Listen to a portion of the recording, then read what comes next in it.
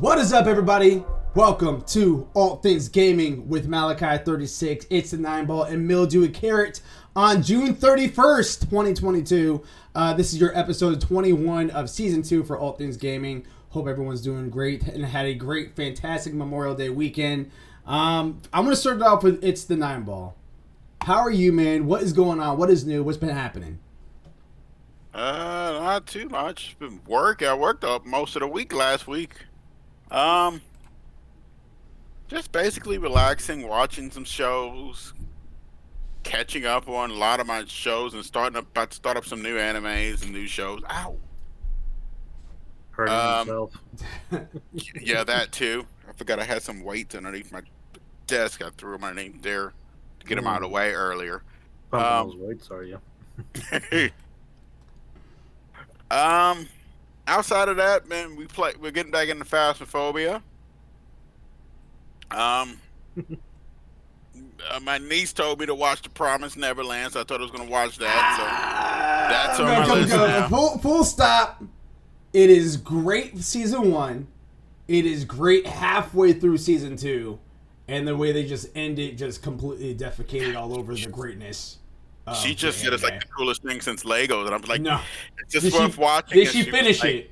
She said she finished because she just finished it. You might have to take your nephew or niece inside of what taste is 101. You know what I mean? Because that is just not happening. like I was a huge advocate for Promised Neverland, and they just absolutely destroyed that anime. I was wondering why you'd stop talking about it, because we had talked about it beforehand. I'm like, I knew you were talking about, and then nothing. I don't know. It was so good, and they had a great thing going, and they demolished it. They straight up made it terrible at the end. I could not believe it. Outside of that, I'm trying an anime called Vampire in the Garden. I heard that. So we're gonna see how this one goes. Yeah, it's on Netflix. I was like, this one looks kind of might be up my alley, so we're gonna give this one a run through here. You know what is not on Netflix? Mildew and Carrot. How are you doing, man? What's been new with you? Anything been going on? He's not untrue. I haven't been on Netflix in a good long while. Yeah. Not much. Just been playing some more. I know we started up a game on Civ 6. Me, Abyss, 9-ball. Yeah. Gotta get back in to finish that. Abyss and I. We actually they have one of the packs on sale for some of the DLC for Civ 6. So we got that. So we got some new civilizations we've been playing with. So I've been trying new things out. Like 9-ball said, we actually got back, found Gravity again. He was floating around out in space somewhere, so we managed to pull him back to Earth for a bit to play some Phasmophobia. Heard that. Getting back into that because they got updates they've been talking about. Oh, they got a big update coming up. Yeah, 2 new ghosts. Full rework of the Asylum, rework of the UI for the quest boards and for your own ID cards and like ID badge system. It's part of their roadmap, so some good stuff coming from Phasmophobia. And the new ghost sounds interesting. They're saying that you can't hide from it. You got to actually run from it. Yeah. Yeah, it's gonna be the only one that you have to kite. There's 2 new ghosts, so one of them does that. The other one I think is still like a standard, but it'd be nice if both of them were kite escapes only, because then you have to figure out how to get away from them. But yeah, no, I'm not just living life, gaming, playing my survival games I love to play. Gotta get 9-ball and Gravity back on Raft so we can get up with that. Still waiting on final announcement for that one. And then Valheim actually has been teasing us, so might have to go back in there and resharpen my swords, if you know what I mean. Yep. Heard that. And I own Valheim. I might jump in a couple with you guys on some Valheim if you guys decide to start that up. Just let me know. I've got a world, so that's the one we've been running, so I can easily just get you back in. I'd have to probably have to sail back down to you, but we got a portal system kind of half set up, so I'd have to double check it. Like I said, it's been a while since I've been in on that one. Heard that. But yeah.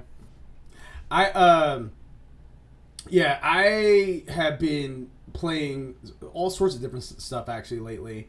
Right now I have Final Fantasy 14 on a really, really brief hold because there's a couple dungeons that I have to do but my item level's not up there yet. I think I'm only off by like an item level of 20, so I just need a little bit more to go, and then I'm good to go ahead and do those dungeons. I can Where are you at on there? I'm inside the in between. Like I beat Stormblood, so that's completely beat, and I'm in that interlude between Stormblood and Shadowbringer. So I'm still like, if you beat Stormblood, the part that I'm at is I'm about to go on an adventure to where I'm going to search for treasure. It's with me, Alphano, and another guy that ends up being a supporting character. Before that, he's pretty much treated like story fodder. But then, like, once you get to further inside Stormblood, you actually see that he's a supporting character. Not a side character, but more of a supporting character, though. And they kind of give him, like, a little bit of an arc in the interlude portion that I'm at. So it's definitely pretty interesting, and I'm about to go on that mission. But before I go ahead and do that main quest list mission to get me closer to Shadowbringer, I started doing all these other dungeons that I just didn't have access to before. Because normally once you beat a main DLC port, they hit you with like 10 dungeons that you can do at the end of that game. Or at the end of that DLC. So, yeah. So that's where I'm at. I'm still towards the very beginning-ish portion of the interlude, but I am excited to get back to it. I just need to get my item level up. But anime-wise, I mean, I've been obviously watching everything under the sun. Some also new animes like Couple of Cuckoos, Trapped in a Dating Sim, which is absolutely hilarious and great. Has it updated recently? I haven't seen that. Every Sunday. Yeah, it comes out every Sunday. Yeah. I must have missed it then because I've been checking for that one because that's hilarious. Yeah. Every Sunday it comes out, usually before 3 p.m. our time. It is just sub only, and then afterwards, like later on in the evening, as the dub drops. Gotcha. But the anime that I started rewatching, which is what got me into Civ 6, because why we started jumping on Civ 6 is because I went ahead and hit up Mildewy and It's Nine Ball. I was like, hey, I know you're an RTS guy. I know you love your RTSs, your world builders and stuff like that. I am itching for something that I can go ahead and just command troops in. Be able to go ahead and do all this stuff. I wanted something more of a Dynasty Warriors feel to it, but I was going to take anything that I could. And Civ 6 was scratching that itch for me. I will admit, I did recently upgrade my free membership on Dynasty Warriors 8 Empires to the actual game. That is even more of what I'm wanting, but I still want to make sure I at least see Civ 6 a full game through. So I'm still going to play with you guys on Civ 6. But Empires is where it's at, man, because Records of the Grand Crest War, watching it a second time all the way through, straight up put me in that mood to be like, yo, I want to go ahead and do this. I want to go ahead and invade different nations, tax them if I want to, not tax them. I can donate to them. I can go ahead and I just found out recently that you can actually get married in that game, which I thought was really cool. And then you can also have your sworn brothers and sisters to where you're like always have this bondship and stuff like that. And then you also have quests outside of invasions and raids and stuff. It literally is exactly what I was looking for. So I'm very excited about that. It got me to the point to where, not right now, I'm not going to do it right now, but down the road, it's making me even consider buying Dynasty Warriors 9 Empires. And that one I was going to put on the back burner because that one was, as of right now, is only listed as one player. But if they do what they did with Dynasty Warriors 9, to where they update it later on, being like, hey, we added co-op now. If they do that, I will definitely for sure be picking up Dynasty Warriors 9 Empires. Yeah, so it's just been scratching that itch. And on top of all that, you can create your person too as well. You can create your unit, create your horse. It's really cool. It's really, really cool. So, but enough about that. Enough about all that mammo jambo, if you will. We're going to talk about video games now, which is we're going to start off with story number 1. It's a state of play. Steve Watts from GameSpot says this in the article. Sony has announced a new state of play of airing this next week, which this was from last week, promising new announcements including games for PSVR 2. The event, which is said to run roughly 30 minutes, will take place on Thursday, June 2nd at 3 p.m. Pacific, which is 6 p.m. our time, Eastern Standard Time. The announcement did not include many details on what the presentation will include.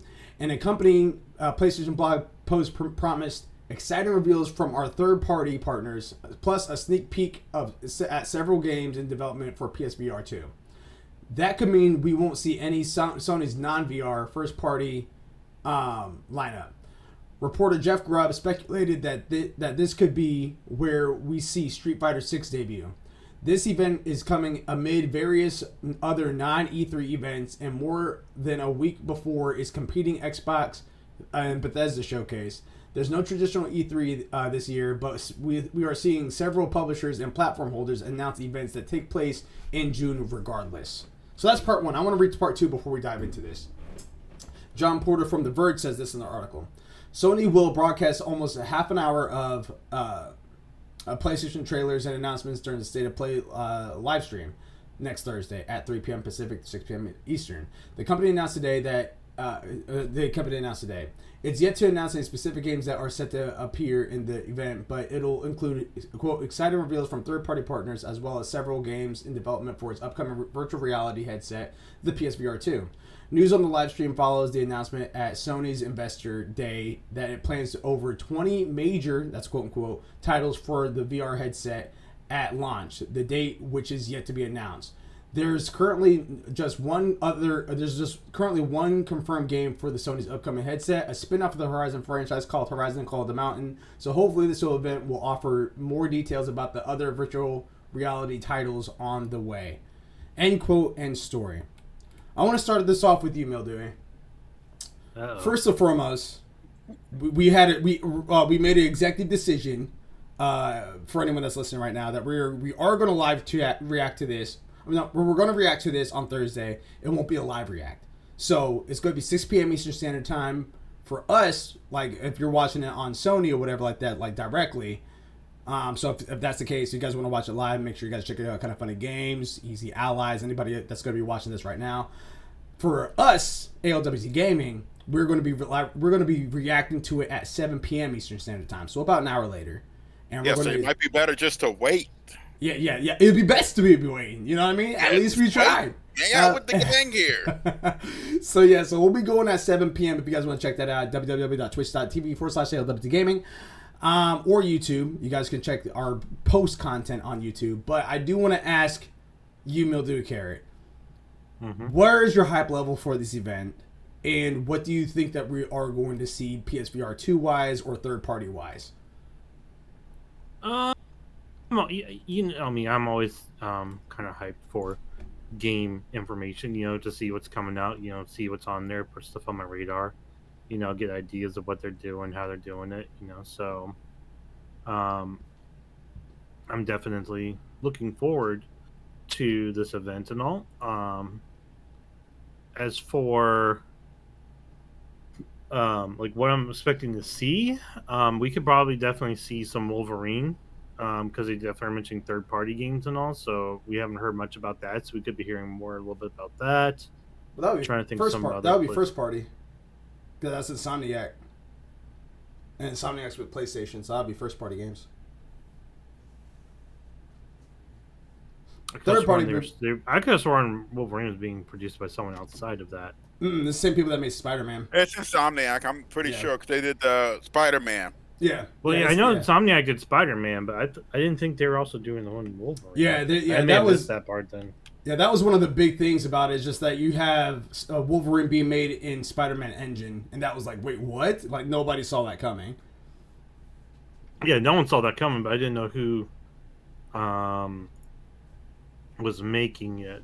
Yeah, it's Insomniac, so that will be a PlayStation exclusive. Okay. So yeah, it's PlayStation exclusive. Then I'm not too sure on like the PS5 third-party games that would be coming out for it.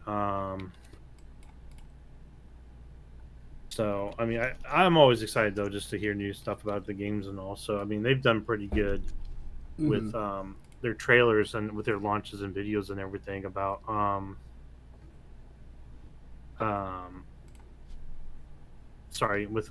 with their state of plays and all. So don't know. Nineball, what is your thoughts about all of this? What's going on here? Where's your headspace when you think about state of play? Oh, you're fine. When you think about state of play this coming Thursday, 7 p.m. our time is when we're going to be reacting to it. I'm pretty excited. I think you're going to hear quite a few games. They're saying not first party lineups. Some of the games I'm thinking of for me would probably be maybe more of an announcement for, like you said, with the, what is that, Spartacus or whatever, PlayStation Premiere might show up in there. This is the state of play, so they might show a bit more and go a bit more into it. More Star Wars and the Old Republic, Knights of the Old Republic could show up. Because I know they do have a timed exclusive on that. That is not made by them. Well, as of right now, we know that it's like a timed exclusive. Yeah. Possibly permanent, but I strongly doubt it will be. I think it's just timed. Because they haven't flat out came out and said anything just yet. Yeah.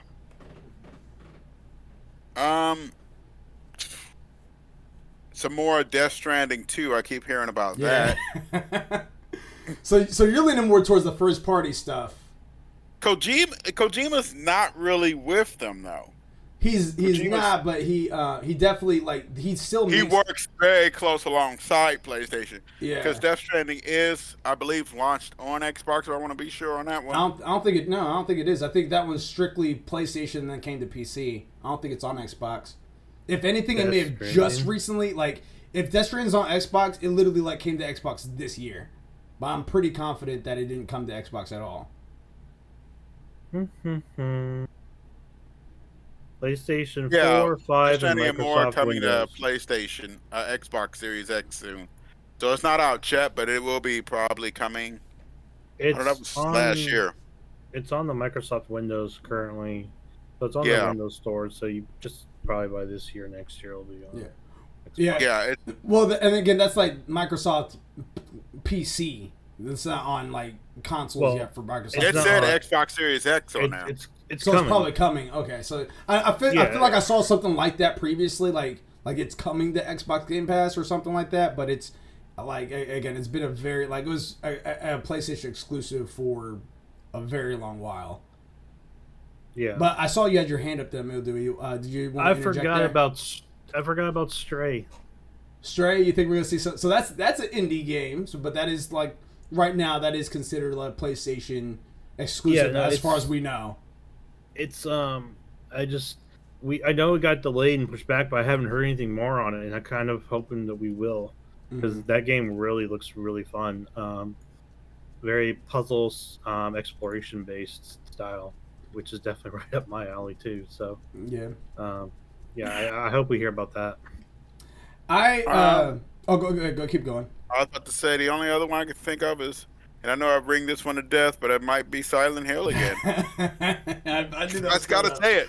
I knew that was coming up. I honestly. So here's the thing. So first and foremost, both of your guys is. Oh, go ahead. You mentioned it to us, didn't you, Malachi? I think it was a couple of weeks ago or so that there was some data miners that apparently put some teaser stuff up apparently with Silent Hill thing that immediately got taken down. They ordered them taking it down. And I was like, someone got very defensive very quickly. Yeah, exactly. Yeah, because it was one of those DMCA's that popped up when you go to check it. All right, it wasn't a thing before, but now you guys are making this a thing. To where just this is real. This is actually going to be it. And those are the same guys that were able to accurately leak stuff like Final Fantasy 9 Remake is what we said. As well as a couple other things like Kingdom Hearts 4 that was announced. Just all this coming out Final Fantasy 9, because I know they work real close with Square Enix in them as well. 100%. The thing here's Final Fantasy 16. Here's the thing, and because I love where you guys' heads are at, I love where they're at. I just don't think that this state of play is going to be I think it's going to be more of it's not your heavy hitters like your Wolverines, like your Final Fantasy 16s, like your God of War Ragnaroks. It's not going to be here. It's going to be at an actual showcase where it's an hour 30 minutes long. I don't think it's going to be anything like this. Honestly, even saying I know we were just talking about it's not Project Spartacus anymore, but even for the tiers, the tier levels for the PlayStation Plus membership, I honestly if there was an area for that, it would be this. But because of how the tiers are designed right now, it's if anything, if they're shown off here, it might actually be a hindrance because people are already looking at the tiers and they're comparing it to Game Pass. And when you do that, it's not really a 1-for-1. So it kind of looks, in retrospect, it kind of looks like it's a downgrade from Game Pass. So it's not really like a thrilling type point there. I think that we might see Stray. I think we might see some Stray there. I think we're going to see some more PSVR titles as they were mentioning. But here's my thought. I wonder if they're going to kind of experiment with some of their previous PS4 titles as VR titles moving forward. So we might see a Spider-Man VR. We might see a Ghost of Tsushima VR. Okay, Spider-Man VR. Someone get the motion sickness medicine out because the amount of swinging. I mean, don't get me wrong. Mm-hmm. You're going to get a workout with your muscles and all, but yeah. I'm literally thinking of stuff that would incorporate that DualSense controller, because that's what they're going to have, is that little boxing glove of a controller plus more accurate eye sensories with the goggles and stuff. Like it is something that is like, okay, what are they going to do here? And the reason why I say that is because I don't remember the PS4 VR launch. Like, I know that it came out, but I don't think it was ever anything to this caliber where they had that they're saying that there's going to be 20 quote unquote major games that's coming out for the VR. It really didn't at launch, but it really was kind of fizzling in and out. It really didn't make a huge impact. Yeah, and that's what I think is going to be different for this one, because you're already starting off with a title name called The Mountain. I know there was like a Until Dawn from Supermassive for PlayStation VR, and it was like a couple other games, but it really wasn't enough really to write home about. Right. And that's what I think that the difference here is, because the one game that we know is going to be out there is going to be Horizon Call of the Mountain, which that's a huge title name right there. Like, Horizon alone is like, yo, I want to be in that world. And now you're making that to a VR? Like, it's a spin-off of VR? That's huge. We're probably going to get ALWT 2, Astro Rescue Mission 2 or whatever. Death Stranding VR. We might get a Death Stranding VR. I mean, you can do it, actually. It's not too bad of a game to where it's going to make you, like Mildew said, motion sickness, well, besides the climbing and maybe running for that one, they're going to have to get like an attachment rod for your back, where it's like if your balance is off, your character's balance goes off. Mm-hmm. You know? They were, I know, were they the ones doing it, or was this Nintendo Switch? I'm trying to remember here, who had like a playroom, like Astro's Playroom.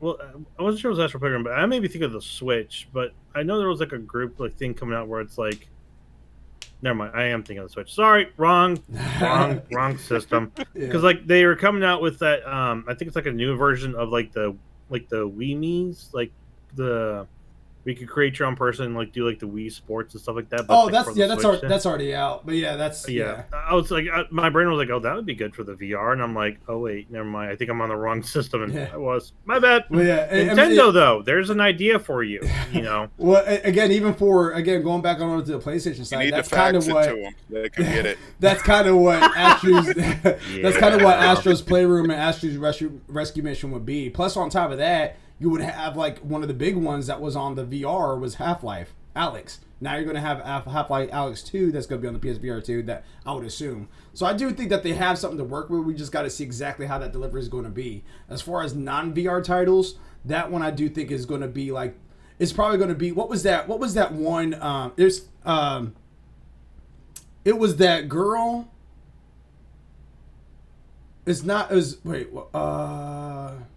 was the girl. She was in like a green jumpsuit. She had a black ponytail. It's not Parasite Eve. It's Project Eve. You guys remember that? It was like, if you guys get a moment to, definitely use YouTube it. But it was like Project Eve. And a lot of people at first was just like, is that Parasite Eve? And it like, I would see something like that. It was at one of the previous showcases. It was actually the second. I thought you were gonna say Mirror's Edge. No, yeah, it was actually the second game that was shown after the KOTOR remake. Like little teaser. Project Eve? Yeah, Project Eve was. No, that was remade into something. That was renamed. No. Project Athea was renamed into Forspoken. I see it right here, Project Eve. She announced in the trailer. Yeah, it was a PlayStation. It was at the PlayStation Showcase. I think the last PlayStation. Okay, I found it. Yeah, yeah. Announced 2021. Yeah. But I would expect to see something more along lines like that, to where it's like no one knows what it is per se, but we'll probably get more details about it. We might get something about not Dino Crisis, but whatever that one dinosaur. No. There was a dinosaur shooter game that looked like. Oh, you talking about the one that was like the battle arena? You talking about the one with all those like steampunk looking one? It was the one that was like Anthem mixed in with Dino Crisis. Like it looked like that. Yeah. I know what you're talking about. Yeah, I don't remember the name of it, but yeah. Yeah, it's like Exo Primal or something. I think that's what it was. I think it was Exo Primal. I think that's exactly what it was called. But yeah, but like something along the lines like that. Like I do think we're going to see more of those. Like this looks interesting. This looks kind of cool, but it's not like it's not your Final Fantasy VII Remix Part 2. It's not your Final Fantasy 16. Those I think are going to be reserved either at a Square Enix showcase or more likely at a PlayStation official showcase, not besides a state of play. Oh god, I'm getting Anthem flashbacks. Well, that's the thing. Yeah, if it's Exo Primal, that's what it kind of looks like. It looks like a Anthem mixed in with dinosaurs, and it's just like, wait, what? I'd be down for that one. That one looked hilarious. It kind of reminds me. Yeah, they can like, do it. I mean, I'm down for it if you guys are like, let's do it. I'm down.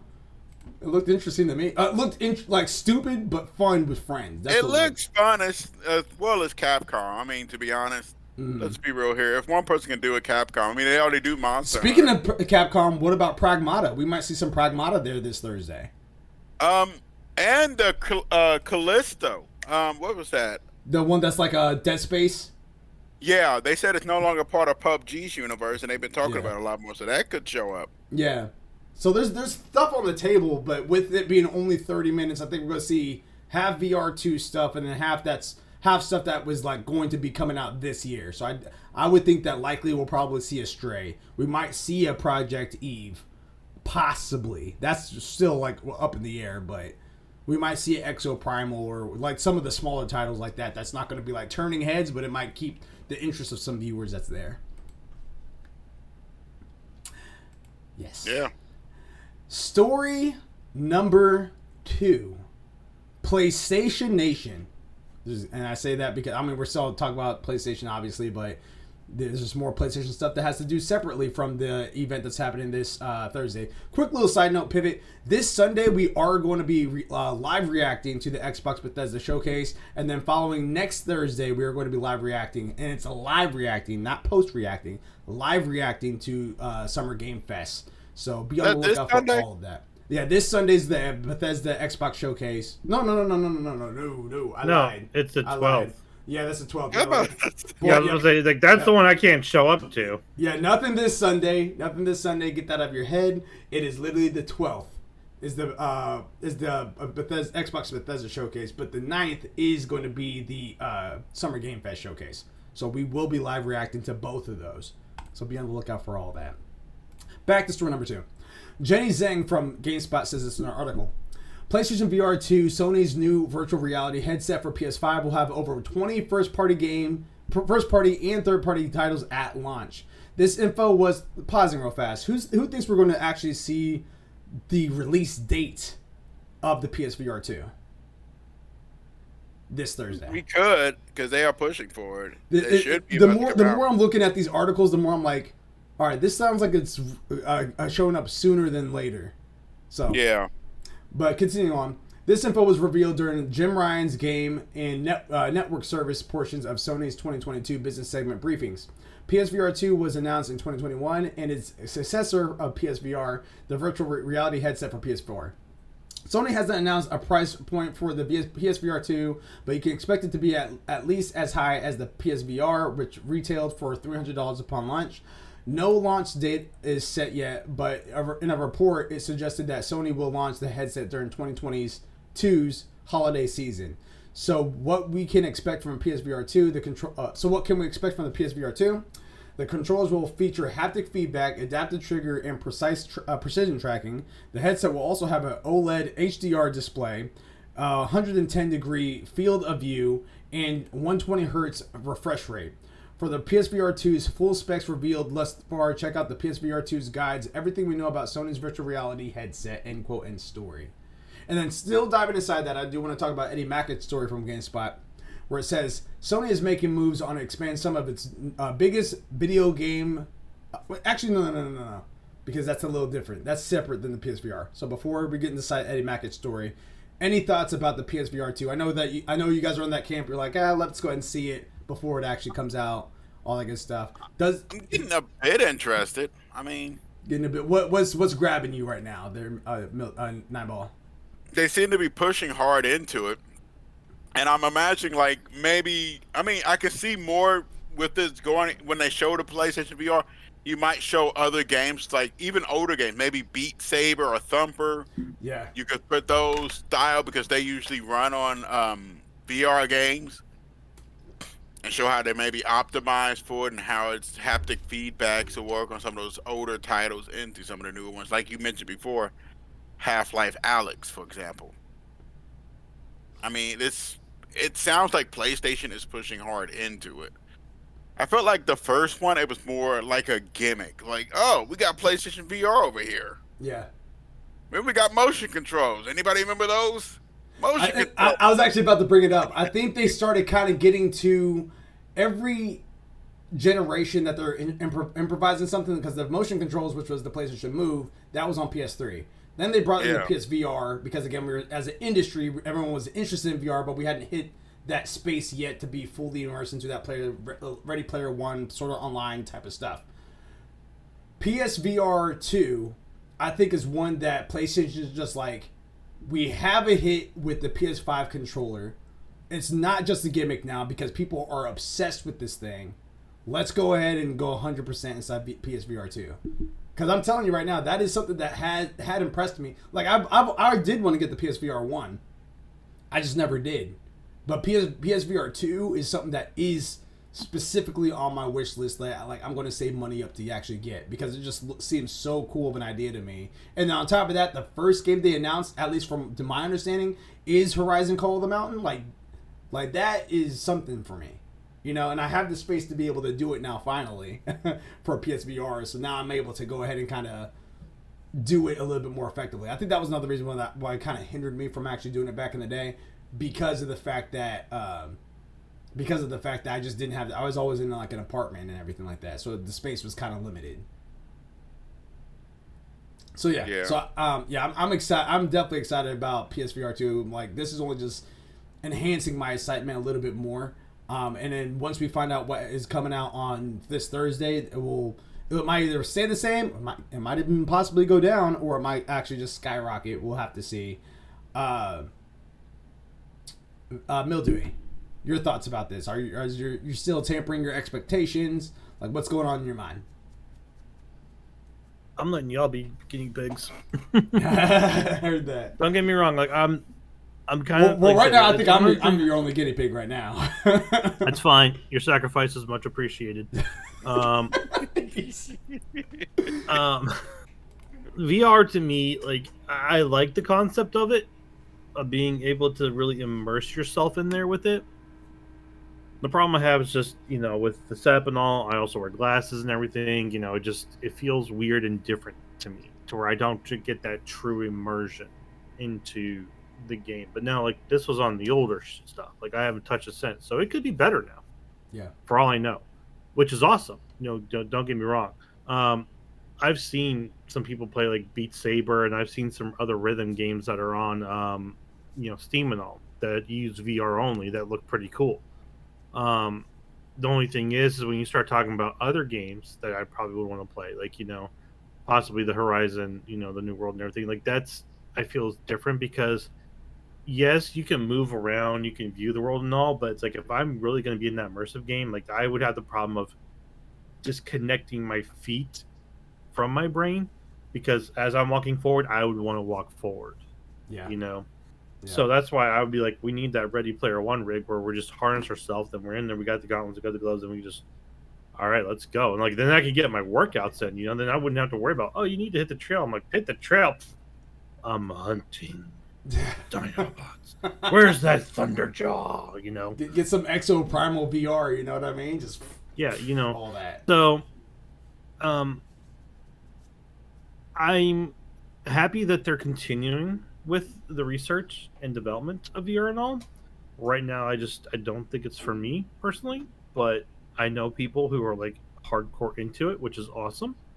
You know, so I'm glad that they are still, you know, experimenting with it, increasing it, trying to make it better. You know, I'm hoping also they're making it safer for people and all, you know, and then you got all this talk about, we had talked about in a prior episode, about them trying to make it like so real to where it's like you can taste stuff in there and all. And I'm just like, okay, SAO, log horizon, dot hack, situations going on here. I'm just thinking of the average person.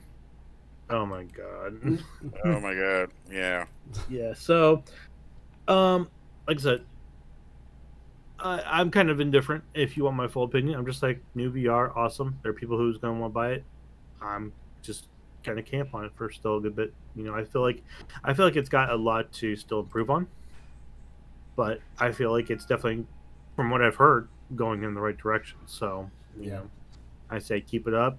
Keep going, and maybe we'll hit Raider Player 1. I hope we don't, but Well, what we do know is that Adi Makic has a article right here talking about the movie and TV series, which is, he says this in his article, Sony is making moves to expand some of the biggest video game franchises with TV show adaptations. During the Q&A of Sony's latest earnings presentation, the company announced 2 new TV shows.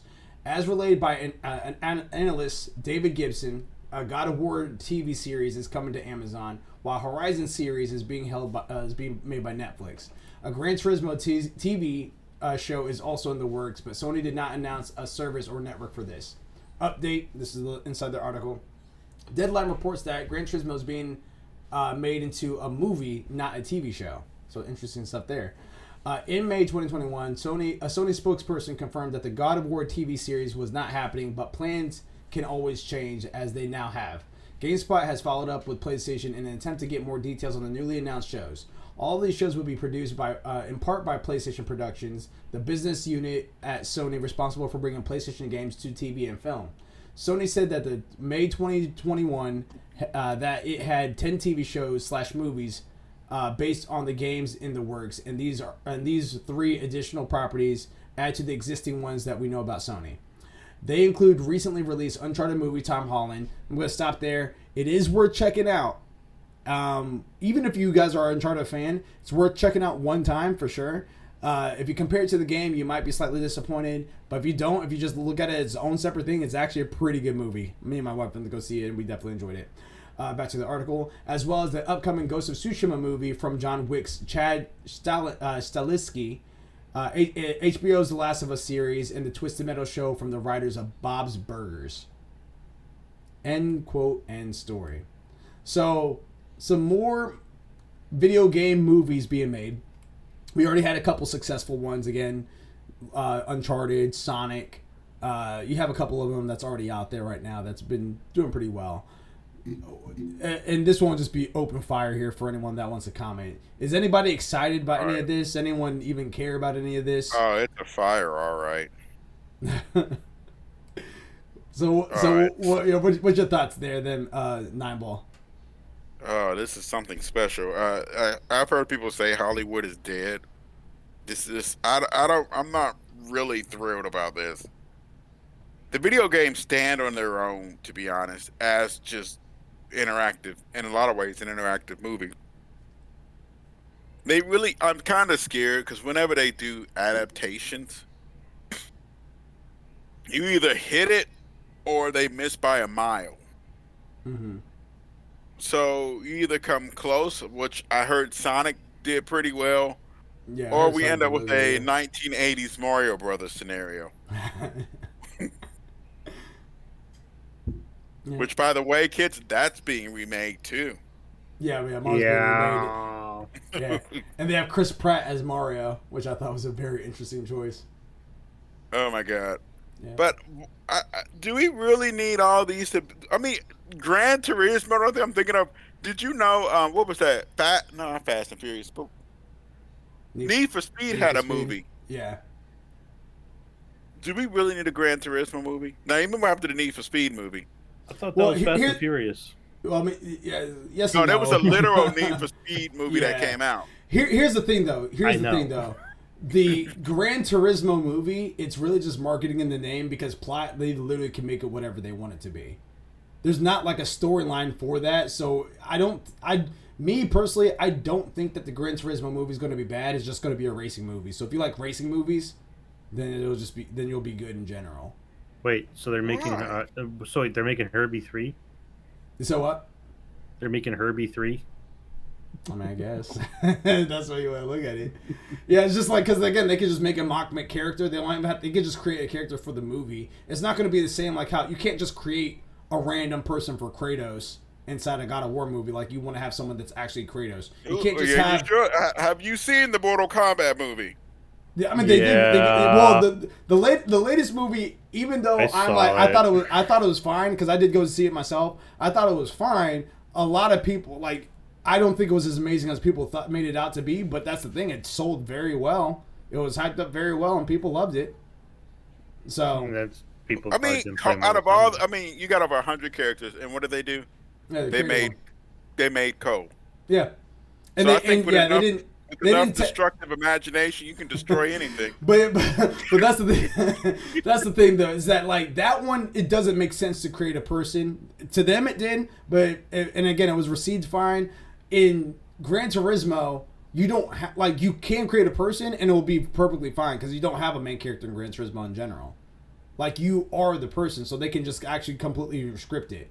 But I've already seen Gran Turismo. You ever seen Days of Thunder? Tom Cruise years ago. One me? Wait, hold on. I gotta look that one up. The name sounds familiar. But this is old. They used to have a Kings Island ride for Days of Thunder. It was basically a racing movie with Tom Cruise. It's basically Gran Turismo. But that's the thing. Like now, you can just have an entirely different Gran Turismo and have it be a drama racing if you wanted to. It didn't have to be that. I don't remember this. So it just really depends. So I think that the Gran Turismo movie can work. The other ones I'm a little skeptical about are the other ones that have. The Last of Us is the only one I think actually has some promise. I feel like that one has. Twisted Metal to me doesn't make any sense. Yeah, same here. And Bob's Burgers? Man. Yeah. Well, that's the thing. I think it doesn't make sense. But they're getting the writers from it. Yeah. They've got a movie already coming out into theaters for Bob's Burgers. The thing though is that I think what this is going to be, I think it's going to be one of those comedy things to where it's like they have a random person that's in there and they're entering and they're probably given this ultimatum that they have to enter into like this race. And they're like, hey, you can have a fortune of a lifetime. And then once they actually sign up, that's what's just like, hey, and here's the twist, here's the catch. If you end up losing this race, you'll die, like almost like a Hunger Games like type Death of thing. Race. Yeah, exactly. That's what I think that Twisted Metal is going to be. Kind of piggybacking off your point here is that video games are already interactive in itself. So it's just like they already have cutscenes, they already have voice actors and actresses. Like, do we really need it? As a video game, as a gamer standpoint, no, not really. We're already getting that refill from the video game series. As a person that does not jump outside video games at all, like again, my wife does like me watching me play like Uncharted and Last of Us every so often, everything like that. But I can't really have her sit there for hours on end, 32 plus hours, just watching me play this game. Especially when you get distracted by those side missions, you know. Exactly, yeah. So, but like a movie, it's an hour and a half to 2 hours max of just content and story building. I'm not saying that they're all bad. I'm just saying most time they're usually either you hit somewhere close, yeah, or you're super off, or they just real far off. Remember World of Warcraft? Yeah. Nobody remembers World of Warcraft. I remember they did it. I saw the movie. Yeah, I actually saw the movie, and I don't remember a thing about it. Nobody remembers World of Warcraft. So what Nineball is stating is you can either M. Night Shyamalan it, or you can maybe Sonic the Hedgehog it. I guess. Because right now, that's the only one I can think of that's kind of doing pretty well, and it's actually been well received. And the only reason that one actually survived is because the community lashed out on them on the whole character models for Sonic. That is the only reason that survived, and because they did that, this thing now has a second movie coming out. That's how well that the community responded to saying stop fucking with our shit, you know. And the Sonic cult is big, I'll tell you that one, especially in other areas. My concern is just like, and I understand your point. Like, I understand both points, you know. Because I like to separate the games from the movies and the movies from the games, you know, or like, you know, vice versa, or movies from books and all. I don't know why I said movies from games. Like, I've never seen a movie made and then a game made off of it. Actually, wait, they probably have done that. I just don't remember it. Anyways, like, I like to separate myself from them because, like, I see them as two different worlds. So, like, kind of like what Malachi said is that we're gamers. We play these games, we enjoy these stories and all. And then they want to make this into a show so they can share it with other people. But I understand, like, Nine Ball's point is, like, they gotta do it right because we as the gamers know the true story. Now, understanding the fact of, like, they're Hollywood, they're production companies, they've got limited stuff that they can do. Whereas with the gaming community, like, they just go into Unreal and then they just start building this world. They have to do something. It's built. They just have to translate it. They have to get it over there. But a lot of times, I don't know why. We don't work in production. We don't understand this stuff. It doesn't go over too well. Like one thing I can think of is Walking Dead. Everyone who I've talked to who's seen this show, just the show, loves it. I've read the comic books, the graphic novel. I can't watch the show because it changes so much in there. Yeah, for I've heard that. Multiple different reasons. A lot of it's like very gory, very bloody. Also, a lot of questionable things are being done and all in there towards, like, we can't show that. I get that. That's going to happen. Because in graphic novels, they've got the capability of drawing this and doing this, versus within shows and all, like, well, we're showing it, and we got, you got whoever, like, you got the moms against showing our kids sex stuff on TV group or whoever, reviewing this stuff. I forgot their name of the group that does this. But I definitely have the feeling of with Nine Ball, it's like, I feel like it kind of hurts my game a bit. Going back to my point of M. Night Shyamalan with the Avatar, The Last Airbender, like, if I were to step away from the show, from, like, knowing the actual anime show, I look at it and go, okay, but, like, because in the back of my head, though, I've got both series, I've got the mangas and graphic novels for it, I'm screaming, the fuck did you do, man? So you had to bring that up. I'm bringing that up to prove the point of it can go up or down. Yeah. So you announcing that you're going to make a Horizon TV show, the kid inside me that loves the Horizon game, yay! The adult in me that realizes what they did with Avatar and all and some of these other shows, it's like, oh shit. Like, what are they going to do? Like, can they make it? Crossing fingers, because it's a very good show, and I would want to share it with people. I would want to be able to tell my folks, hey, watch Horizon. I want to be able to say, hey, watch this because I love this game. And I'm actually kind of curious to see what are they going to do. Are they going to do it off of the game series, or are they going to do it from a different perspective to the game series? Like, I haven't checked the news yet on that one. That one's kind of still brand new. I've seen the headers going, Netflix, making Horizon series. I'm like, and technology has come farther, towards, like, doing these adaptations should be easier now for them with the technology of green screen, motion tracking with the characters and all that. CGI. You just CGI and everything. You just have to do it right and put that time into it. So it comes down to, yes, Netflix is doing it, but do they have the A team on it? So apologies for the rant there, but no. That segued perfectly into what I was just about to say. I think the difference here. So first and foremost, we already know that anime movies are definitely different than video game movies. They both can be done. Like, there has yet to be a good anime live action anime movie done. Period. There has been a couple successful ones for video game movies, but as far as anime movies, I've yet to actually see it done right. Actually, for me, Alita Battle Angel wasn't too bad for its own. That one, that's because they incorporated CGI. Now, there was complaints about it because of how different she was from the world, but it's like, I took that as being, she's a literal, like, cyber angel. Yeah, she's like literally something different from humans. So I actually, like you said, I actually saw that one, was like, that's not bad. And that was more of the thing about that one is that was a huge passion project. And that's what if they do it, the video game, that's who I want these people to be. Passionate gamers on this, and they will put love and attention on that, other than some CEO guy going, well, this world looks good. Let me slap my own people in there and call it a game. And that's kind of where I'm going towards. Guy who did the Xbox stuff, it's like, no, it needs to make me money, and the gamers are like, we're not buying that, Yeah, and that's kind of where I'm going towards, is that they are getting Neil Druckmann for the Last of Us.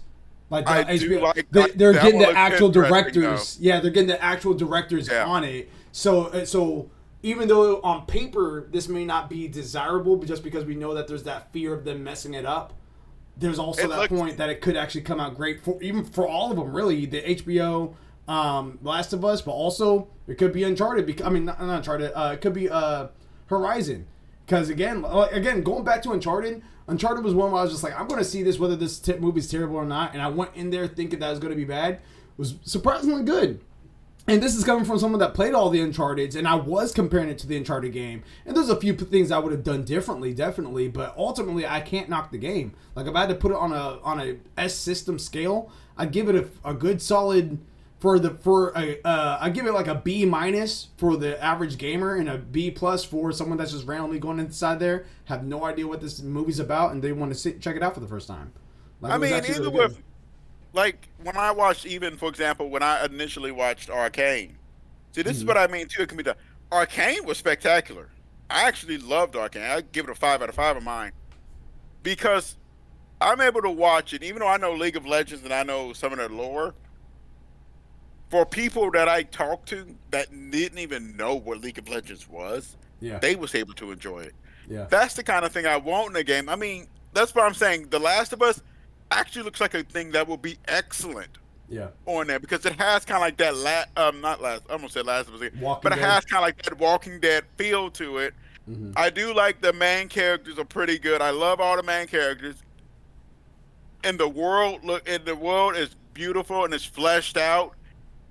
And even though you got twisted characters, you got good characters, you got resistant, you got a lot going on in there, and it could easily be a spectacular movie or series.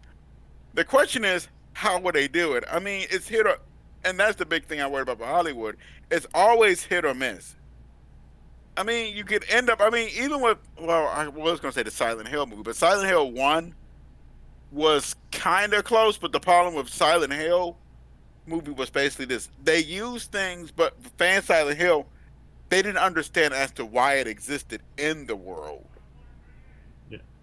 And it was just kind of done and just this is an iconic figure from the show, put it in there. They know what that is, put it in there. It goes back to the whole thing again with like Dragon Ball Evolution, where you just threw Piccolo in there and was just now granted that's a bad example because that's a video. That's an anime into live action, but still. Go ahead, there, Mildewey.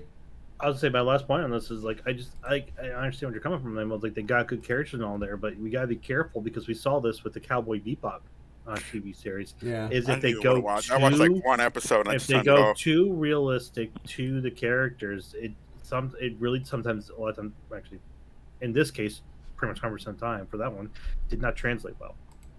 And even to people who don't know the anime of Cowboy Bebop, didn't really feel into the show. So they canceled it. And that's another example. The biggest one I know was like with Ed's character, like they made him too much like Ed from the show, which I love Ed from the show, but it's like you have someone that hyped up in real life, you're like,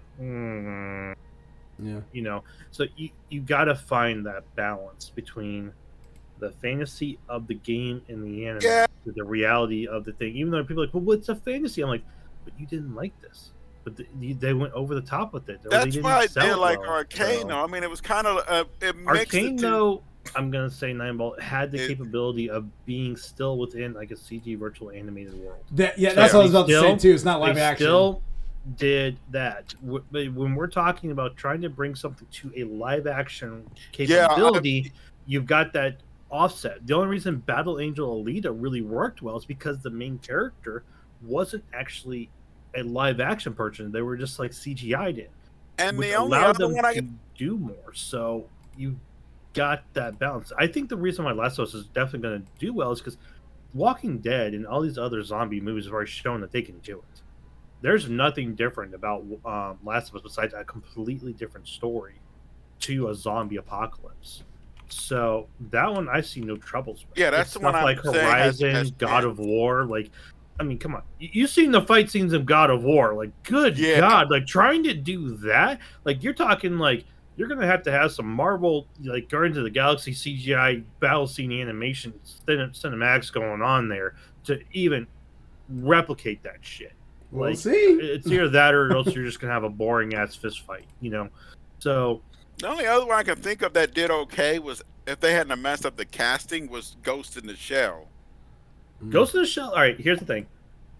I'm kind of the indifference on that. I still kind of enjoyed that one. I still think Yeah, they did a pretty decent job.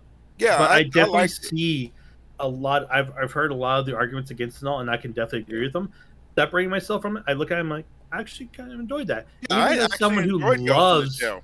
even as someone who loves the Ghost in the Shell animated series, it did not off-put me. Like they did change up the ending, and I found some other aspects kind of a little bit weird, but it's it still was one that did not flop like Yeah, I've seen other ones do. So I enjoyed it. I actually had some friends who don't know the anime watch it and they enjoyed it. So that's an example I of mean the another good one. casting wasn't too bad for me, to be honest. Oh, now Yeah.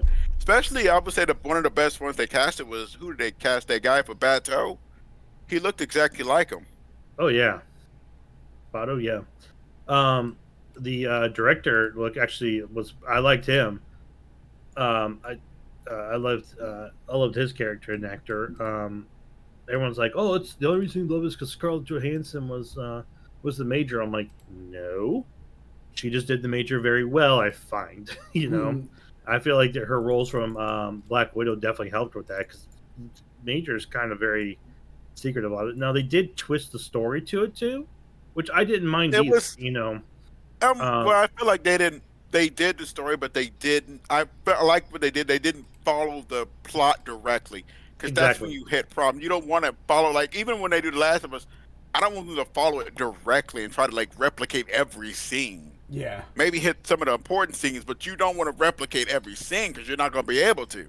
Yeah, I mean, it's the traveling a well-beaten path type of thing. You Yeah. definitely want to go off of it. So I did. I like I said, I saw that. I saw all the displacements, but I didn't have a problem with them at all. They were that well done. So I think really, just really boiling down, what we're all coming down to is like we love the thought, but we want to see you do it right. It comes down to the production team and staff to really deliver a good piece to us and be able to handle it well because we've got examples out there, stuff that's failed. The Avatar, Cowboy Bebop, the Mortal Kombat movies. Like you've got stuff out there that's tried and didn't do it. Now we're in a new age with new technologies. Hopefully they can deliver. But Even as Street of Fighter right now, 1994 was bad, but it's just so bad it's good. I will, and just to interject for anybody that's an Yeah. audio listener or YouTube listener, when he says Avatar, he's not talking about the blue people. He's talking about the last. sorry, Airbender. Avatar: The Last Airbender. No, Avatar: Yeah. The Blue People was fan-fucking-tastic, and they got a second movie coming out for that, and I can't wait for it to see what they're Yeah. going to do next. But Yeah. no. So we've got the examples of good, we've got the examples of bad. The good ones being good. We said Ghost of Shell, Cyber Angel Battle, that one. I would put Uncharted in that list too. The Uncharted movie Uncharted, was good. Yeah. Sonic's Okay. definitely in there too because Yeah, they actually 100%. after they got it fixed and all, fans will call it out shit and how thank you to everyone who called out on Sonic. Thank you. But we got the examples of the good, we got the examples of the bad. Hopefully, whoever's on the teams for this, you guys are taking those and learning from them and gonna apply those lessons to these because you've got some top list games here that you're trying to play with and make real to make reality. There's going to be a lot of expectations. I can guarantee you the chat rooms are already blowing up with this on it, and they're going to be watching you like people were watching the Sonic movie. So Yeah. be careful. And what we also have to be careful of is story number 3, which is Arigato Hashimoto. But before we get into that, I do let you guys know that we do a fantasy gaming league on an annual basis. We do we do go ahead and do this like fantasy football fashion style game where we just select video games throughout the year, try to go ahead and outpace each other that's inside the league. It is scaled on a 100-point scale, with 70 points being the threshold. Anything above 70 points on Metacritic gains you points. Anything that scores below 70 points loses you points. And then, of course, there's something out there called counter picks where you can try to screw up your rivals out there. Anything that they would have lost from a game being below 70 and you counterpicked it, you would gain those points, and then vice versa. Anything that they gained from a game that came out that was pretty good, if you counterpicked it, you would actually lose those points. And if the game does not come out that year, then they will not be able to drop that game, which then you just took up a space for them. So just going down through the list again, standings have not really changed yet, but we do have a couple games that's coming up here really soon. In first place right now is Moga, Make Ohio Great Again, which is represented by our boy Ohio. He has on his list Elden Ring, which got 95 on Metacritic, got him 31 points. Pokemon Legends Arceus, 84 on Metacritic, 14 points. Sifu, 80 on Metacritic, 10 points. Lego Star Wars The Skywalker Saga, 82 on Metacritic, 12 points. He has Marvel's Midnight Suns, which is pending. Teenage Mutant Ninja Turtles Shredder's Revenge pending. He has 2 open spots and is a counter pick of Suicide Squad Kill the Justice League, which was on Renzoku-Kin's list, and that is not coming out. In second place is Carrot Patch Inc. By the way, little sidestep there. It's estimating that you're going to win first place again this year. Bill Dewey. Yeah, Moga's got yeah, I know. Moga's got 2 empty spots though. Yeah. So we'll have to see, and it depends on what comes out. Like, I'm just playing to have some fun. Yeah. I'm just playing here to have fun, and definitely play the games and see what's coming out. So I'm definitely hoping for some good. I'm hoping for good numbers for all of us, to be completely honest, because a lot of the games that we all pick on here are games that we all want to see. But I know there's the whole comments on we don't think it's going to come out this year because of the whole COVID situations and all that, and what's going to be delayed and everything. But I hope for good numbers for all of them. Some of these games actually kind of hit low. I was like, sorry, but I kind of saw that one coming. But also, it's like, I'm sorry. Well, what you should not be sorry about is Gran Turismo 7 getting you 87 points on Metacritic, 17 points. Forspoken pending. Tunic, 85 on Metacritic, 15 points. Splatoon 3 pending. Stray pending. Salt and Sacrifice, 76 points on Metacritic, 6 points. Advanced Wars 1+2 Reboot Camp pending. Hogwarts Legacy pending. And a counterpick of Chocobo GP, which got you 5 points, which that was a counterpick that was on Renzoku-Kin's list. In third place is myself, representing ALWT Gaming. I have Horizon Forbidden West, 18 points, got 88 on Metacritic. A Plague Tale Requiem pending. Ghostwire Tokyo, 77 points on Metacritic, 7 points. Gotham Knights pending. King of Fighters, 15, 81 points on Metacritic, 11 points. Mario Strikers Battle League pending. 2 open spots, and Bayonetta 3 is my counterpick, which is on Illuminatus Living's list. Zaka Corp is in fourth place. That's represented by It's a Nine Ball. Has Tiny Tina's Wonderland, 78 points on Metacritic, 8 points. Stalker 2, Heart of Chernobyl, not coming out. Well, it's pending to be not coming out this year. Saints Row, pending. Total War Warhammer 3, 86 on Metacritic, 16 points. Senua's Saga Hellblade 2, pending. Xenoblade Chronicles 3, pending. Warhammer 40k Dark Tide, pending. He has Scorn, pending, as a counterpick of Marvel's Midnight Suns, which is on Moga's list. And currently in last place right now is Illuminatus Living, a.k.a. Illustrated Live. He has Dying Light 2, Stay Human, 76 points Metacritic, 6 points. Bayonetta 3, pending. Strangers of Paradise, Final Fantasy Origins, 73 on Metacritic, 3 points. Mario plus Rabbids Sparks of Hope, pending. Diablo Immortal, pending. Shovel Knight Dig, pending. He has 2 open spots. He has a counter pick of Saints Row, which is pending on Zaka Corp's list. So those are our current lists right now. I do also want to I never really go over this, but here in the next month, in the next couple of weeks actually, Diablo Immortal 2 is coming, or Diablo Immortal is coming out June 2nd. So in 2 days, it's coming out. Mario Strikers Battle League is on ALWT Gaming's list, which is mine. That is pending to come out on the 10th of June. And then going inside July is Xenoblade Chronicles 3, which is Zaka Corp. Those are the most upcoming games that's on our list. And of course, you guys go to Fantasy Critic to take a look at that to see what's going to be upcoming out for that. As a reminder, make sure you guys go into, if you guys like energy drinks, workout powders, water supplements, all that good stuff, make sure you guys go to Rep Sports, reppsports.com, type in ALWT Gaming at checkout and get 50% off. That is ALWT Gaming at checkout, 15% off. But I do want to go on over to, again, story number 3, Arigato Hashimoto. George Young from IGN. This one's a deep one for me just because of the person who it is. Game producer Shinji Hashimoto has announced today, May 31st, that he has retired from Square Enix after almost 30 years with the company.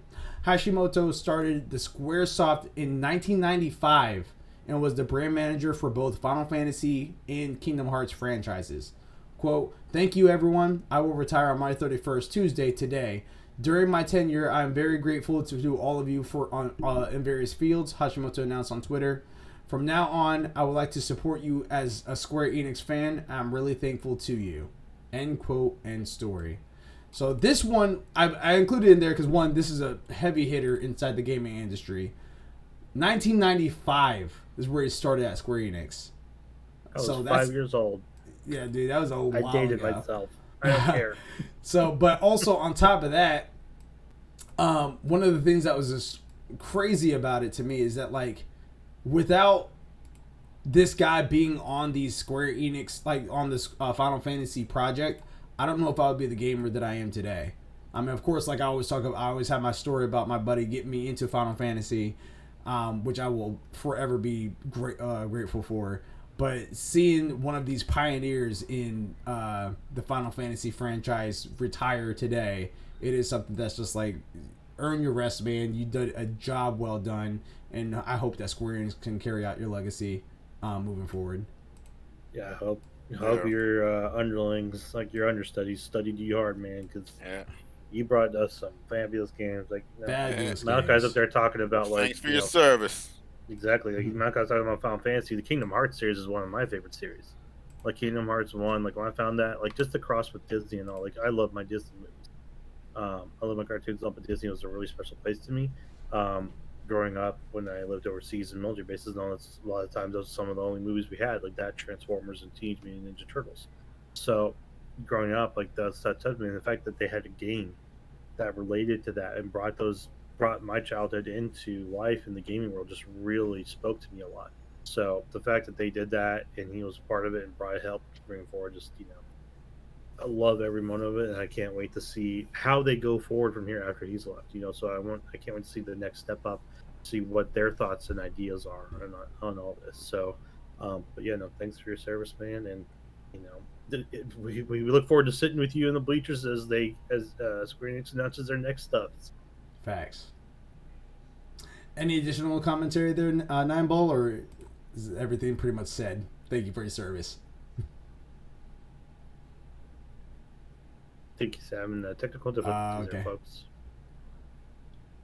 Well, as he's looking into that, we're going to go on over to story number 4. Me, I was about to say, me knowing Nine Ball, I know that he would say thank you for your service for the Final Fantasy franchise and putting all your work into that. Yeah. Did you have any additional commentary there, Nine Ball, or was it?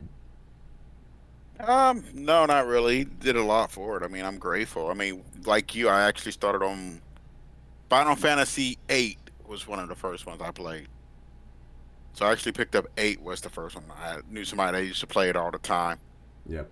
So I picked that one up and went through it and thoroughly enjoyed it. And I just went up the Final Fantasy chain from there. Facts. Story number 4, we actually have a little clip here that we're going to watch together here. But before we do that, I'm going to read the article on here. Wesley LeBlanc from Game Informer says this in the article. Sonic Frontiers was teased way back in 2019 before it was teased once again in 2021. It was originally supposed to drop last year, but instead became a 2022 title with a new trailer debuting at the Game Awards in 2021. Now, as we anticipate the Blue Blur's 3D return sometime this year, Sega has released a new teaser trailer that gives us just a taste of Sonic's first open world foray, and it looks awesome. Better not be Sonic 2006. This is a new teaser trailer, a teaser that comes by the way of the official Sonic the Hedgehog Twitter account, which was released released the trailer alongside news that Sonic Frontiers is getting the IGN first treatment in June. In fact, according to the tweet, we'll be getting some world-exclusive reveals very soon, which, if this teaser trailer is anything to go off of, means we'll probably be getting some extended looks at gameplay in June. For now, the teaser trailer below is what we'll have to do. So I'm going to set this up, but does anyone have any... Well, actually, yeah, let's go ahead and actually go ahead and do this, because I think I already have it ready to go. Let me just pull this up. I'm going to share this bad boy. We're going to share this. Go live. I believe this is what we want. Oh, maybe not. Hold on. Let's see. Bam, bam. Share this again. Up. There we go. Go live. Okay. So you guys see it, right? All right, now I'm going to share it. Here we go.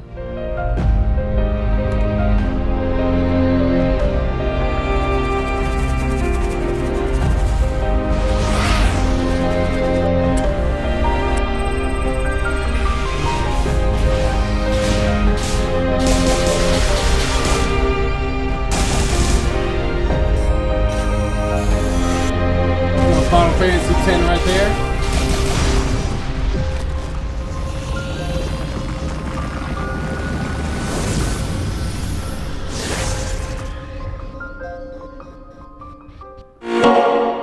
So there you have it.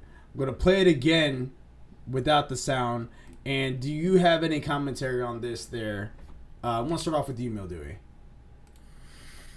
To be completely honest, I kind of got Breath of the Wild's feelings from the whole layout and setup. And when he was fighting, I kind of got a bit of a Gravity Rush feeling. Interesting. In terms of like combat, with like him standing in the air and all. I'm glad that they've kind of shown a bit of gameplay. I'm kind of curious about how large the world is, and also the story plot to it. Right now, it looks actually pretty fun. I'm also kind of curious if you could do co-op play with this, like if you can bring Tails, Knuckles, Amy, Cream and Cheese in as well. You know, if you can get people and play with them and bring those characters in, if you find them or unlock them or something. So, you know, it definitely looks like they've got like events, like action points, side points. You know, big boss monsters you got to fight in this open world. So, kind of interested now that we've seen gameplay to see more about the story. There you go. What about you there, Nine Ball? Oh god, I feel like the pessimist in this. I see Sonic 06. Oh, quit hating. I'm gonna be optimistic, but Sonic the Hedgehog is not have a good future. It never. I'm not gonna say it had a bad future. It just Sonic's they've been mostly missed as of late. I don't know what's going on. Now the shows are good. The movie has been, so maybe they learned. I mean, but try. It's just I don't know what to do with Sonic. Most time the shows, the animation and stuff here, yeah, it looks really good. The 3D environment looks spectacular. It's just Sonic has been hit or miss, and lately it's been more miss than hit. I don't know. I've been liking. I like the Sonic Adventures when they came out. There was a Sonic game that was on Dreamcast. I think I meant this before too as well on here, but there was a Sonic game that was on Dreamcast that was actually really good. Fast forwarding to right now, like this one has my interest to a point. Like it looks. I think that the maneuverability seems pretty cool. I agree with Mildew. I think that it does have like a Gravity Rush feel, but I also feel like it has a very Shadow of Colossus feel too when you're fighting some of these bigger monsters, which looks a little interesting to me too as well. The thing about it for me is that that's kind of a con is that there's a lot of like futuristic mechanical stuff in there, which you guys already know I'm not a huge sci-fi person. This somewhat falls into that category, not entirely because it's not really space per se, but I don't know. Just that part. Well, go ahead. I don't know if you could argue if those things are mechanical. We don't know their true natures. They could be powered by. Well, it could be. I could agree with Dr. Robotnik, but the thing is like when I see them, like they just use an energy source. It kind of reminds me of like chaos, like energy put into a golem almost. So kind of like you know what Malachi said with the Shadow of the Colossus and that. Like you could have robotic stuff in there, like that orb one might have been a robot from say Dr. Robotnik, but some of the stuff I kind of feel like you could argue maybe like ancient with like because you got Knuckles race who was the kid who were guardians of the Chaos Gems and all. It's like those things have been around for so long, if I remember my lore of Sonic right, to where we could be seeing something else from the past that is coming forward into this future. Yeah. So I think that speculating. You could have both in there, but I think this one, like I said, it feels like in terms of open worldness, Breath of the Wild some of the combat moves made me feel kind of gravity rushes. But I can see, Malachi was Shadow of the Colossus feeling on it too. But as far as I've seen, like it doesn't seem like they're so far failing too much. But like I said, I want to see more. Well, I don't think they're failing. How... I don't think they're failing at all. I'm just saying, like, as our personal preference, that's one thing I picked out. Now, one thing I will say as a pro for it is that yes, it might feel a little sci-fi to me. It is Sega, and Sega, if we're the same people that made Phantasy Star Online, which I was into, and I think that they're also, or maybe it was that Square Enix that made Star Ocean. Is it Square Enix for Star Ocean? Square Enix to Star Ocean. Yeah. So those two in general are ones that are like fantasy, sci-fi as well, and those I can wrap my head around. So this is leaning more towards that. It's just on my first look through at this, I was like, I don't know, but then I started seeing some more gameplay, and I was like, all right, we'll have to see some more gameplay. But yeah, I am intrigued. I like this right here. Like, I don't know if you guys saw that, but he's like running, and then right when he gets to the open field and everything like that, he starts sprinting even faster. I did like that because it makes me tell me that the maneuverability seems to be a little bit more diverse and controllable. You can control how you go, and like, do you want to go full Sonic Run? Do you want spinball, speedball? Yeah. Like I said, like they definitely had the Sonic Adventures 2, which definitely brought in more characters as well from the Sonic universe into their world. I enjoyed it. Those ones. So I'm hoping, like with this one, as you go through, because like we kind of heard Tails' voice in a way in there. So I'm hoping they bring in the crew and all, and maybe you can get some co-op play capabilities of like have people come in and they can like play as some of the other ones. Yeah. But we'll have to see. But I so far I'm liking what I'm seeing. I'm not going to be like fangirling over it, but I say keep it up, keep going, show some good stuff, and yeah, agreed. Yeah, I think Stone 06 and 9-Ball will be happy, I guess. We'll be positive. We'll be positive. I'm gonna say it's gonna be good. A couple little fun ones for you guys. We have PlayStation and Xbox updates here, and this is where I know I talked to you guys off stream that I had a commentary about the PlayStation 1, and here's why. Fun ones, PlayStation right here. PlayStation Plus leaks. Wesley LeBlanc from Game Informer says this: "Boy, get ready to download the latest games. I will get ready to download the latest games I was included in." Is probably what Kratos would say to Atreus if he read this story. That's because reliable PlayStation Plus leaker source Deal Labs had reportedly leaked for June PlayStation Plus games, in the lineup includes God of War, Nickelodeon All-Stars Brawl, and Naruto de Boruto Shinobi Strikers. This news comes by the way of Deal Labs, naturally, as it's reported by Eurogamer, and if it's like the previous months, the former is correct. If the leak does end up being correct, PlayStation Plus subscribers will have those 3 games to look forward to from July 7th until July 5th. June 7th to July 5th.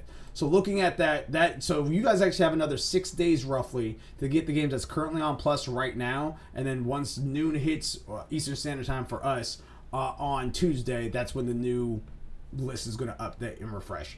Here's the problem that I have with this. This is the problem.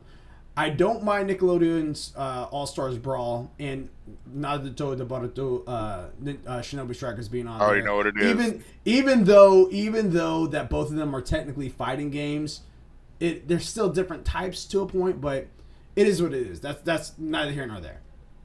The problem I have is God of War being there. And the reason why I have a problem of God of War being there, not because it's not a fantastic game, because it definitely is.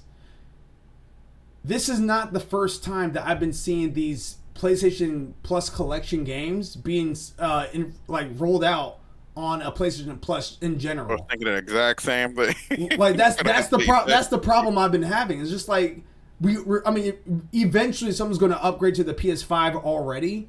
I would assume if they're a PlayStation lover, so like eventually they're going to upgrade to this. Why are they just giving us these games that's already on Plus, like for the PlayStation 5 collection? The only way that this would make sense is if the PlayStation Plus collection is going to eventually go away soon, and then like anybody that gets a PS5 at that point can't download these games anymore. That's the only way I can think that would be possible, but it's not being promoted that way. It doesn't feel like it's going to be that way. So it's just like, why are you guys giving these games that we're already going to have access to in later months? Or if you already have a PS5 like the three of us do, why are you just giving us these games again? Like it's at this point it's a little too, and maybe I'm coming from a place of being privileged here, but at this point it's almost like you're catering a little too much to the PS4 community now when we're already 2 years in for this particular setup. They did make an announcement that by 2025 they'll stop producing for 4. Well, and there was actually a new article which I did not include in here to where they said that wait, is that what you said? 2024? It was like 2024, 2025 is when they said they would stop making for the 4. Yeah, there was something else. Yeah, there was something else that popped up. It was another article, and it had popped up that said that they probably won't do that now because they're not planning on stopping these sales because they keep selling. Like the PS4, they're still selling. Yeah. So it's just like, I don't know. Like I'm at this point, like there's too many rumors going around and too many bounces back and forth with them to truly, I think, not lock them down to say what exactly they're going to be doing. So, and on top of that, not to add more fuel to the flame, like if PSVR 2 does come out this year, that's going to be a PlayStation 5 peripheral exclusive. So it's just like that's going to make even more people want to get PS5s when it's already hard to get. So I don't know. I think at this point they need to focus, like when it comes down to software stuff, just focus on giving us new stuff that's not going to just already be double dipping inside the PlayStation Plus collection or even the new subscription that's coming out next month, because I think there's even a couple games that's coming out next month that's inside that extra and that premium tier that's already included on the PlayStation Plus collection as well. So it's just like, I don't know. It's as far as the quality, the quality is there.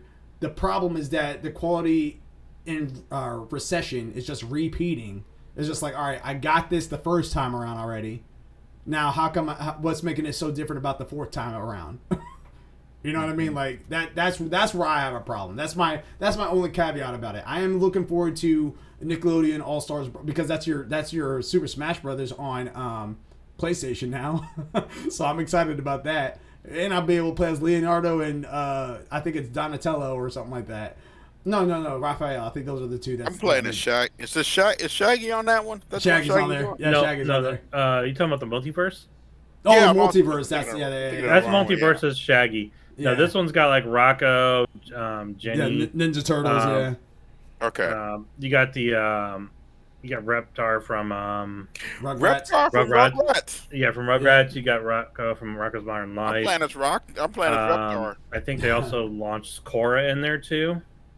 You can play Neutron. I don't even care about Korra. I'm playing as Reptar. yeah. I'm so pretty sure they got a bunch. Turtles for sure. SpongeBob, all them. So. Yeah. I think they also got Hey Arnold, like anyone who's on the Nickelodeon, thing. Multiverse, I think, was like DC and like Cartoon Network. Yeah, it's definitely DC. They got like Batman and stuff on there. Yeah, it's got Batman, Bugs Bunny. It's WB characters. Yeah, it's Warner I believe Brothers. Warner Brothers has DC. I believe with them. Well, yeah. I mean, they have at least Batman, regardless. But yeah. Yeah. So Batman, like Shaggy, Bugs Bunny. Yeah. They showed that on there. Animaniacs. There was one other one. Like I don't remember the girl with the rapier that they showed in the trailer. Gotcha. So but they were talking like Harley's, Bugs Bunny, Harlequin, Iron Giant, Taz, more. So. Yeah, it was just again just going back to the PlayStation topic on that. Yeah. That was my only caveat with it. Naruto the Boruto Shinobi Strikers. That's actually a fun one for someone that's never owned it. Getting it for free will be a nice little touch on it, and it is one that I don't mind coming back to if we ever have like a squad to go ahead and do X, Y, and Z. And then again, Nickelodeon All Star Brawls. That's either like you're super excited for it, or you're not. It's just an okay one to put on the list. The one that I have a problem again is God of War because it is already included on the PlayStation Plus collection. So that's where and on top of that, I'm pretty sure that's one of the titles that's also going to be inside the tier list. So that's where I have a problem at because it's just like now you're getting it 3 different ways. So is it really a deal? Xbox Game Pass updates from Robert Anderson from IGN says this in the article. We're set for another wave of games being entered into the Game Pass Hall of Fame this month, including the much anticipated Ubisoft Assassin's Creed Origins.